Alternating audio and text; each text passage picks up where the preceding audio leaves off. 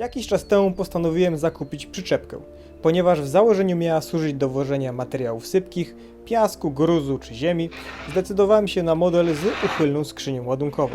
W przypadku tego modelu oś obrotu jest mniej więcej na środku skrzyni. Dzięki temu, jeżeli mamy równo rozmieszczony materiał, można jedną ręką zrzucić ładunek. Jednak jest jeden problem. Ziemia, zwłaszcza mokra, nie zsunie się od góry do dołu, tak żeby środek ciężkości był cały czas na tyle. Ziemię trzeba ściągać łopatą od dołu, co powoduje, że w pewnym momencie skrzynia nam opadnie na dyszel. Potrzebowałem więc jakiejś blokady. Nie znalazłem żadnego oryginalnego rozwiązania. Montaż siłownika hydraulicznego to zbędna inwestycja, bo ja potrzebuję tylko jakiejś blokady. Początkowo chciałem wykonać coś takiego. Kupiłem więc dwa profile z zamysłem wykonania z nich blokady teleskopowej. Niestety takie rozwiązanie pozwoliłoby mi jedynie na skokową regulację. Wpadłem więc na pomysł wykorzystania podnośnika z mojego auta.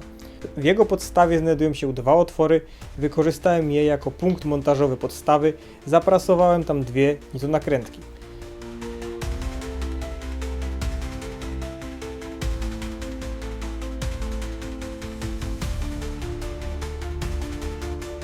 Z moich pomiarów wyszło, że kąt między dyszlem a skrzynią ładunkową, w zależności od stopnia wychylenia, waha się między 18 a 22 stopnie.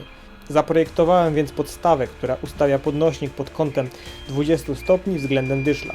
Element wydrukowałem z filamentu ASA, przekroczyłem lekko zalecane temperatury i wydrukowałem go w rozgrzanej komorze, aby wydruk miał jak największą wytrzymałość. Co więcej, specjalnie drukowałem w pionie, aby obciążenie nie działało na warstwę rozrywającą. Drugą część również wydrukowałem z tego samego materiału, a na górze, aby całość się nie ślizgała, dodałem małą podkładkę z TPU, czyli gumy.